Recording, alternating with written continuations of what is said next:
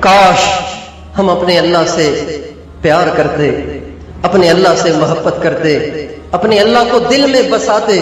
اس کو معبود بناتے، اس کو محبوب بناتے، اس کو مقصود بناتے،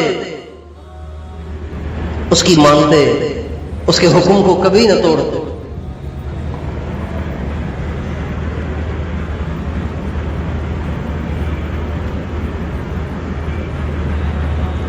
ان ساری باتوں کے باوجود بھی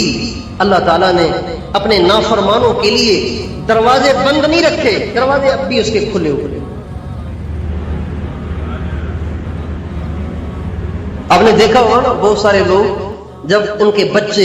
بالکل سرکش ہو جاتے ہیں، ان کے قابو سے باہر ہو جاتے ہیں، تو وہ قانونی طور پر ان کو لا دوائی کر دیتے ہیں، اخبار میں بیان دیتے ہیں کہ میں اس کو لا دوائی کرتا ہوں، یعنی آگ کرتا ہوں، یعنی اگر اس سے کوئی جرم ہو، اگر یہ کوئی غلط کام کرے تو میں اس کا ذمہ دار نہیں ہوں۔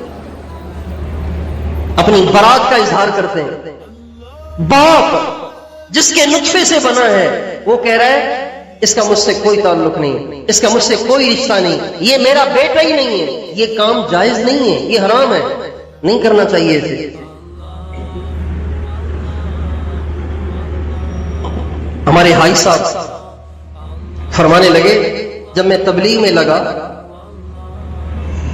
تو میں نوکری کرتا تھا، ملازمت کرتا تھا، اچھی خاصی نوکری تھی۔ تبلیغ کا مجھے ایسا غم چڑھا اور ایسی مجھے فکر لگ گئی کہ میں نے نوکری چھوڑ دی، ریزائن دے کے میں آ گیا مولانا الیاس صاحب کے پاس، مولانا یوسف صاحب کے پاس ریزائن دے کے آ گیا۔ جب باپ کو پتا چلا تو باپ غصے ہو گئے، یہ کون سا دین ہے یار، تو تبلیغ کر، ٹھیک ہے جو کچھ کرنا ہے، نوکری تو کرنا، ورنہ تیری بیوی کو کون دے گا خرچہ۔ باپ غصے ہو گیا اور باپ نے بیوی کو نکال دیا، بھائی صاحب کی جو اہلیہ محترمہ تھیں ان کو نکال دیا، اور وہ آ کے مولانا یوسف صاحب کے گھر میں رہنے لگے۔ اور پھر چلتے چلتے ایک وقت آیا کہ باپ نے سوچا کہ میں اپنی زندگی میں جائیدادیں تقسیم کر دوں، تو حاج صاحب کو آگ کرنے کا ارادہ کر لیا کہ عبد الوہاب کو میں لا دوائی کرتا ہوں، آگ کرتا ہوں کہ اس سے میرا کوئی رشتہ نہیں، اس لیے جائیداد میں اس کا کوئی حصہ نہیں، میری جائیداد میں اس کا کوئی حصہ نہیں۔ حاج صاحب فرمانے لگے، مجھے پتا چلا نا کہ میرا باپ مجھے لا دوائی کرنے لگا ہے، آگ کرنے لگا ہے، تو میں اپنے باپ کے پاس چلا گیا، میں نے کہا ابو میں نے سنا ہے کہ آپ مجھے آگ کرنے لگے۔ کہاں؟ راجپوت تھے، غصے والے تھے، کہاں؟ کوئی رشتہ نہیں میرا تجھ سے، کوئی تعلق نہیں میرا تجھ سے۔ تو حاج صاحب نے فرمایا اگر آپ مجھے آگ کر دیں گے نا تو آپ کو گناہ ہوگا، میں نہیں چاہتا کہ آپ گناہ گار ہوں، آپ مجھے آگ کر کے میرا حصہ کسی اور کو دینا چاہتے ہیں نا، آپ مجھے بتا دیں، میں خود ہی اپنے ہاتھ سے اپنا حصہ اس کو لکھ کر دے دیتا ہوں تاکہ آپ گناہ گار نہ ہو۔ اور ایسے ہی کیا حاج صاحب نے، اپنا جو جائیداد میں حصہ بچتا تھا اپنے ہاتھ سے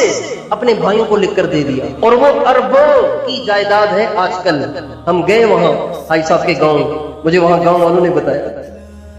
ان کے پوتوں نے، حاج صاحب کے بھائی کے پوتوں نے، حاج صاحب کی تو اولاد نہیں تھی،